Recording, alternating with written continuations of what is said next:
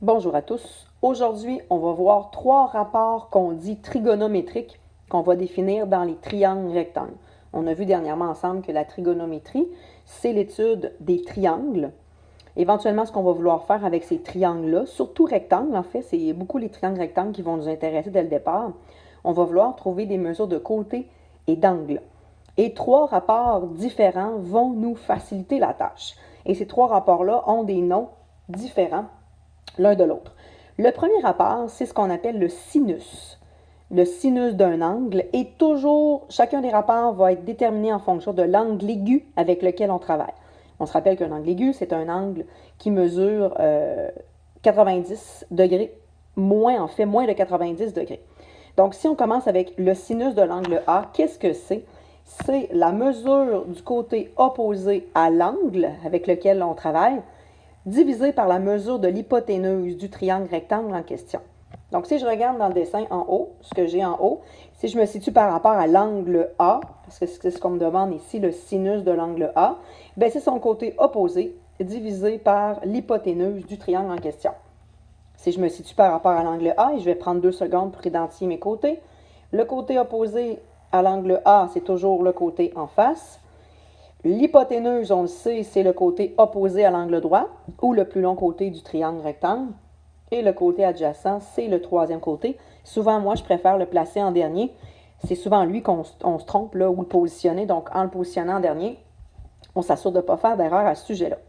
Si je regarde le sinus de l'angle A, qui est le premier rapport trigonométrique qu'on définit aujourd'hui, si je regarde le côté opposé à l'angle A, bien, on le voit, c'est la mesure de BC dans le triangle qu'on a en haut. Et l'hypoténuse, c'est la mesure de AB. Si je regarde par rapport à l'angle aigu B, parce qu'on se rappelle que ces rapports-là doivent être déterminés en fonction de l'angle aigu avec lequel je travaille. Si je regarde l'angle B et qu'on fait le même travail, on va identifier nos côtés. Le côté opposé, c'est le côté en face de l'angle aigu. L'hypoténuse est toujours au même endroit. Et le côté adjacent, c'est le dernier que je positionne. En faisant ça, on va être capable de définir le sinus de l'angle B, ici. Donc, le sinus de l'angle B, ça va être le côté opposé et donc la mesure de AC, divisé par l'hypoténuse, qui est toujours la mesure de AB. Donc, on remarque que les deux rapports ici, dépendamment avec quel angle je me positionne, l'hypoténuse est la même, c'est normal. L'hypoténuse ne bougera jamais. Par contre, le côté opposé n'est pas le même parce que je travaille avec deux angles aigus différents. Donc, chacun des trois rapports qu'on va voir, sinus, c'est le premier. L'angle aigu avec lequel on travaille, on n'aura pas le choix de le déterminer au préalable. On va travailler avec un angle aigu particulier avant de se lancer pour la suite. Si on fait le même travail pour le deuxième rapport qu'on appelle cosinus. Donc, le cosinus d'un angle, c'est quoi? C'est la mesure du côté adjacent à l'angle divisé par la mesure de l'hypoténuse du triangle. Si je fais le même travail avec le triangle qu'on a initialement, ce que je constate, c'est que si je travaille avec le même triangle et que je remplis le cosinus de l'angle A, donc côté adjacent, le côté adjacent à l'angle A, on le voit bien, il est en rouge, c'est la mesure de AC, divisé par l'hypoténuse qui, elle, on se le rappelle, ne bouge pas, donc la mesure de AB. Et le cosinus de l'angle B, c'est le côté adjacent. Le côté adjacent, on l'a ici, c'est la mesure de BC, divisé par l'hypoténuse, encore une fois, qui ne bouge pas, qui est la mesure de AB. Donc, encore une fois, ce que je constate, c'est que mon hypoténuse ici ne bouge pas dans mon triangle. Par contre, dépendamment avec quel angle je travaille, l'angle A, l'angle aigu A ou l'angle aigu B, bien, le côté adjacent n'est pas le même. Troisième rapport à aller travailler ensemble, c'est le rapport qu'on appelle tangente. C'est la mesure du côté opposé à l'angle divisé par la mesure du côté adjacent. Toujours par rapport à mon angle aigu avec lequel je travaille. Donc, si je vais voir mon triangle, puis je tente d'aller faire le travail, si je regarde la tangente de l'angle A, la tangente de l'angle A, c'est le côté opposé, donc BC est divisé par le côté adjacent qui est AC.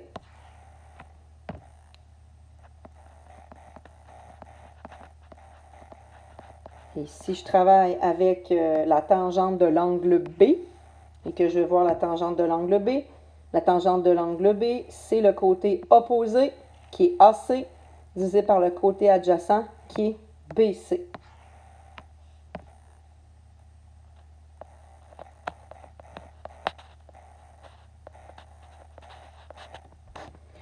Maintenant, avec ces trois rapports-là, on leur a donné des noms. Sinus, cosinus et tangente, ça fonctionne seulement dans les triangles rectangles. Très, très, très important. Et encore une fois, au raison de répéter, on se situe toujours par rapport à l'angle aigu avec lequel on veut travailler. Maintenant, vous vous dites peut-être, oui, c'est super, là, trois rapports trigonométriques, mais comment je les distingue? C'est mêlant, côté opposé, côté adjacent, hypoténuse. Comment je peux démêler ça assez facilement? On a un truc mémotechnique qui est ici, qu'on appelle le truc SOHCAHTOA. Donc, c'est quoi ça? C'est notre résumé de nos trois rapports. Ici, ce qu'on a, le S, le C et le T majuscules, c'est nos trois rapports, sinus, cosinus et tangente, qu'on nomme respectivement, qu'on écrit respectivement sin, cos et tan. Et les lettres qui suivent, c'est les côtés avec lesquels tu dois faire ton rapport.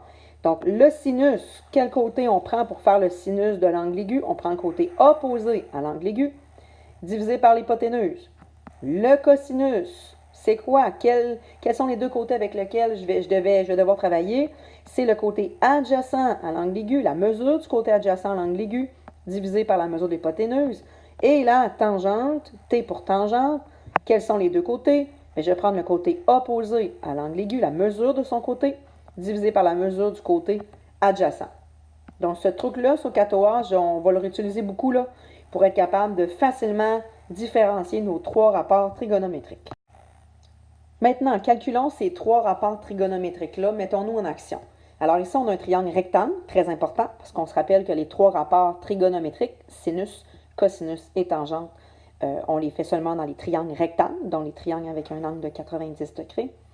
Alors, si je veux calculer, par exemple, le sin de A, le cos de A et la tangente de l'angle A. Donc, on se rappelle que ces trois rapports trigonométriques-là, il faut se situer par rapport à un angle aigu. Ça donne bien ici, l'angle A est un angle aigu. Si je veux calculer le sinus de l'angle A, on ne se rappelle plus quel côté prendre, donc quels sont les deux côtés qu'on doit diviser pour arriver au rapport en question. On regarde notre truc mémotechnique. Ici, on a le sinus. Quel côté on prend pour faire notre division? C'est la mesure du côté opposé à l'angle aigu, divisé par l'hypoténuse. Alors, allons identifier nos côtés. Le côté opposé à l'angle A, c'est le côté en face. L'hypoténuse, c'est toujours le côté en face de l'angle droit, le plus long côté du triangle rectangle. Et le côté adjacent, c'est le troisième côté, celui-là qui nous reste. Alors, en ayant fait ça, ça nous aide à aller faire nos rapports en question. On va aller écrire la définition. Donc, le sinus de l'angle A, c'est le côté opposé divisé par l'hypoténuse. Allons mettre nos mesures maintenant. Le côté opposé, c'est 2. Et l'hypoténuse, c'est 5,2. Et ce qu'on va avoir à faire, c'est aller faire cette division-là. 2 divisé par 5,2. Ce qui donne 3846 dix millièmes. On se rappelle qu'on garde cette précision-là pour des éventuels calculs, pour ne pas manquer de précision, pour trouver des mesures de côté ou d'angle. Par la suite, on va aller faire le deuxième rapport qui est cosinus de l'angle A. Donc, cosinus de l'angle A, si on va voir notre truc mémotechnique, c'est le côté adjacent divisé par l'hypoténuse.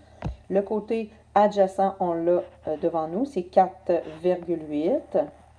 Ça, c'est le côté adjacent. Et la mesure de l'hypoténuse, c'est toujours 5,2. Si vous faites cette division-là, vous obtenez 9231 dix millièmes. Encore une fois, catché après la virgule au niveau de la précision. Tangente de l'angle A pour terminer, c'est la mesure du côté opposé divisé par la mesure du côté adjacent. Donc, mesure du côté opposé divisé par la mesure du côté adjacent. Le côté opposé mesure 2. Le côté adjacent mesure 4,8. En effectuant la division, on obtiendra 4167 10 millièmes. Autre manière d'écrire les choses. Plutôt que d'écrire opposé sur hypoténuse, vous pouvez déjà écrire les côtés que vous allez utiliser de manière précise. Donc, le côté opposé dans le cas de sin de A, c'était mesure de BC, divisé par l'hypoténuse. L'hypoténuse, c'est mesure de AB. Et par la suite, vous continuez comme on en était, c'est-à-dire 2 divisé par 5,2. Puis vous arrivez au même résultat qu'on avait là, ici à la première ligne. Vous pouvez l'écrire comme ça. Si vous mettez dans le dessin la place, où est le côté opposé, où est le côté adjacent, où est l'hypoténuse par rapport à l'angle aigu avec lequel je travaille, ben c'est pas problématique. Sinon, ben, vous pouvez y aller comme ça aussi en indiquant de manière précise là, les côtés avec lesquels vous désirez travailler.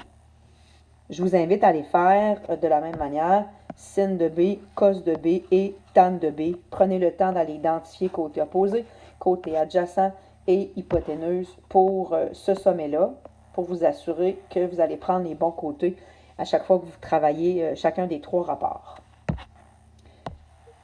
Ensuite de ça, si jamais on a des triangles, mais on n'a pas les mesures de côté, comment on fait pour calculer nos rapports trigonométriques? La beauté est que sur notre calculatrice, nous avons les fameux rapports sinus, cosinus, tangente. Vous avez des pitons, sin, cos et tan. Vous avez ces boutons-là. Et comme on sait que les rapports trigonométriques dépendent de l'angle avec lequel on travaille, si vous avez l'angle aigu de données, vous pouvez tout simplement le pitonner sur votre calculatrice. Attention par contre, votre calculatrice doit être en degrés. Il y a d'autres manières de mesurer les angles, notamment des radians que vous ne connaissez pas encore. Faites attention à ça. Votre calculatrice doit être en degrés. Donc, vous devez avoir, souvent, il y a un petit D dans le coin, il y a un petit DRG, il y a un petit DEG. Donc, allez valider là, si votre calculatrice est bien en mode degré pour vous assurer d'arriver au bon résultat. Sinon, vous n'arriverez jamais au bon résultat. Ceci étant dit, si vous calculez sinus de 30 degrés sur votre calculatrice, directement, certaines calculatrices, vous devez faire 35, le bouton 35, après ça le bouton sinus, ou le contraire, le bouton sinus, après le bouton 35.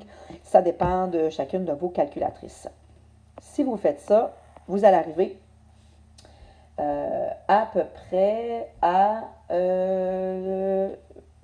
5736 10 millièmes. Encore une fois, on y va avec une précision de 4 chiffres après la virgule.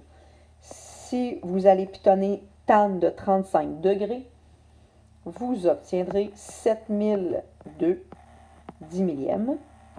Et si vous calculez cos de 35 degrés, vous arriverez à 8192 10 millièmes. Donc, 2 manières de calculer nos rapports trigonométriques.